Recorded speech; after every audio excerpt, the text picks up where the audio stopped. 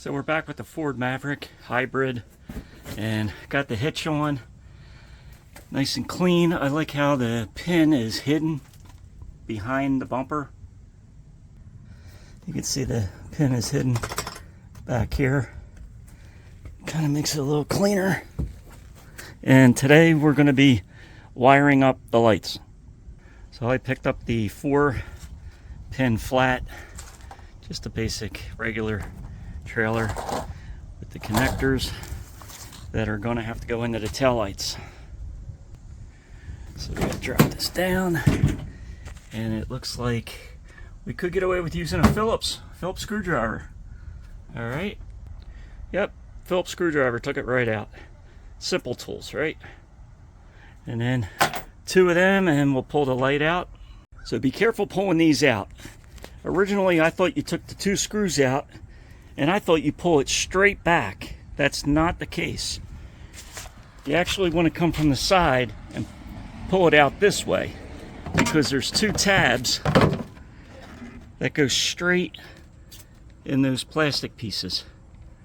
So again, it actually comes out this way, not this way. Pull it out that way. So be careful of the plug. These wires are really small and thin. I don't know if it's 22 gauge, I'm not sure. I'll have to take a look.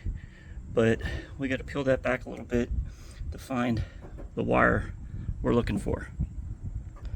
You want to press this in and pull it straight out to disconnect it. We'll set that off to the side, and then we can get to the wires. We'll have to do the same thing on the other side. Again, after taking the screws out, you want to take this side, push it this way. Don't come forward or this way. Go this way. So go behind there. See how that comes straight out that way? You'll hear it snap. Like, you'll think you broke it, but I mean, it's in there good. You'll hear it click or snap, but they're a little tough to get off. I know the one was harder than the other one, but just be careful, take your time. So on the driver's side, we're looking for a white wire with a green stripe. That'll be the turn signal. We're also looking for a purple wire with a teal stripe, which is the running lights. We pulled some of the tape back so we can get to the wires. I'm on the driver's side now. The connector, those wires, you want to pull them apart so you have more wire to work with.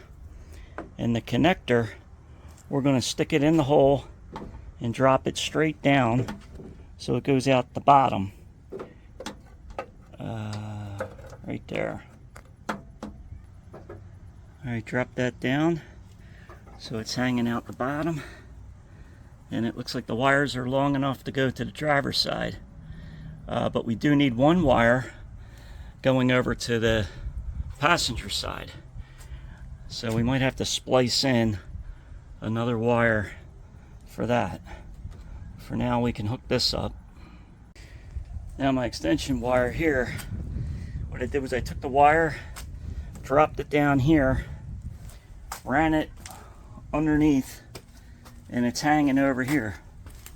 Now what I can do is tape it to here and then pull it up.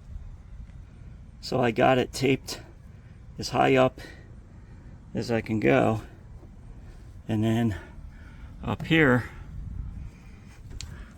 I'll pull these up, and that should come up with it. So here we are. Got the wire right there. I'll just untape it and pull that up.